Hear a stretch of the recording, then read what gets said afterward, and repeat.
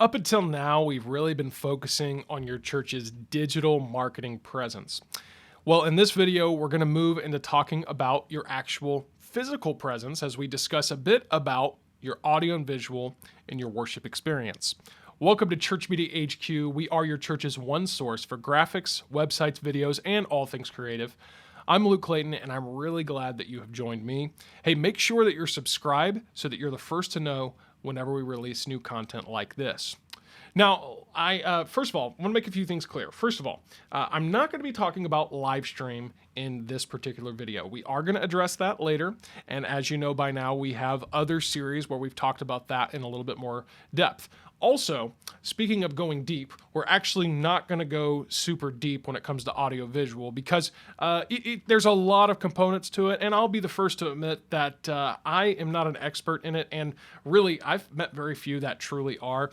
And so really just going to be looking at this from a high level in terms of, just general maybe concepts and principles. And so as we do, let's do as we've been doing and move through our three emphases as our framework to work us through this particular topic. So first, let's think about our worship.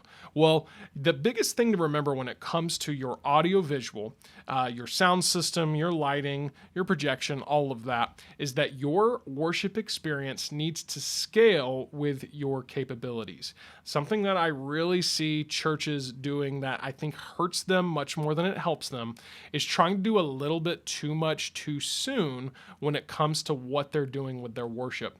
Because what this almost always results in is poor quality. Because what this requires really is people, and it really does require a sufficient level of equipment and resources for that equipment. And so, for example, I know we might see the bigger churches that are really doing an awesome type of worship production, obviously having multiple singers, they'll having multiple instruments, they're having a really impressive lights that accompany their experience, all of these different aspects you can think of.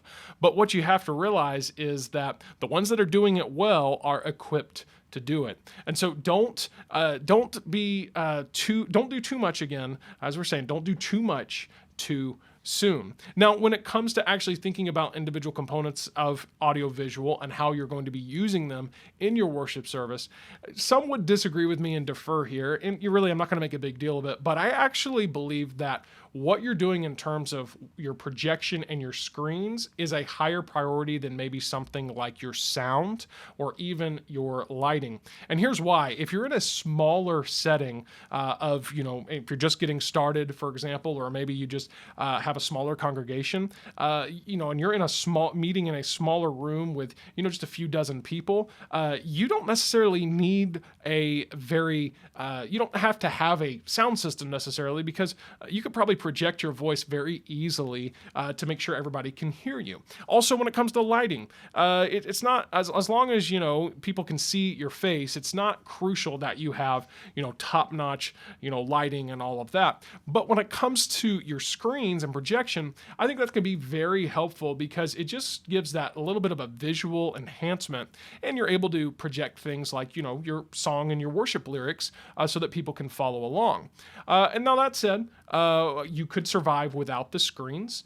You could do other things if you wanted to make sure people had your worship lyrics, like you could maybe include them in a handout, that you give out, like your worship guide, bulletin, whatever you want to call it, that you give out as people walking in that says, hey, here's the songs for today, and you could follow along. So there are workarounds from it, but I do believe that if you're able to have some type of screen to provide that visual aid, that you should probably prioritize that. And another reason is moving along in our framework has to do with your teaching, because if you can display a title of your sermon and also the key thoughts of your sermon on a screen, that is actually going to be a great enhancement to the experience as the people of your church are sitting there learning and taking in what you are preaching and teaching. Now, again, you could survive without it.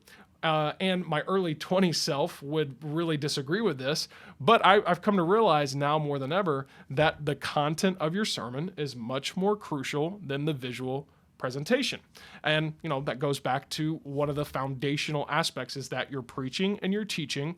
The content therein is there's nothing that can replace that. And so if you can have these visual enhancements and present it in that way, great, go for it. But it's not something that's an absolute must. Now let's talk about connection. How can we apply this audiovisual to connection? Well, probably the most simple way is to have, if you are able to have those screens, to have those screen graphics that accompany your announcements. So if you're talking about what's coming up at your church, the opportunities that you offer, maybe displaying a graphic on the screen behind you as you go over it. That's a really great way to keep people engaged and to also, again, just have that visual enhancement. You can also scroll those slides, those announcement slides before and after your service on the screens. I think that's a great application of that. So what can you do right now? Well, I think the most important thing you can do is asking yourself the question, when it comes to what you're doing with audiovisual, are you trying to do too much too soon, or maybe you're trying to do too much with too little? Maybe you want to do something and you're trying to do some type of worship program that really you're not equipped to do, or maybe you're poorly equipped to do. Evaluate your equipment. Think about it. How old is it? What is the quality? Do we have people that are trained and volunteers or staff that are trained to run it effectively? You have to consider all of these things. And then what can we do for you here at Church Media HQ? Well, this is where our coaching services can be a big help, because we can actually get on a call with you and we can discuss your actual AV needs. We've walked churches through many times. We've walked them through, the right kind of equipment that they could get. We've talked them through, hey, here's a good computer for this. Here's some good software for this, and so on and so forth. And this helps them get from maybe where they are to where they want to go. And so we have some coaching sessions that are available for you to join for free, and priority coaching, where we can dive a little bit deeper and give you more one-on-one attention. That's included with any of our Church Media HQ memberships. And of course, you can learn about all of that right there at churchmediahq.com/start. Well, next, we're going to look at how we can start to enhance the look of our media content across the board while also making it a little bit more personal to your church. We are your church's one source for graphics, websites, videos, and all things creative.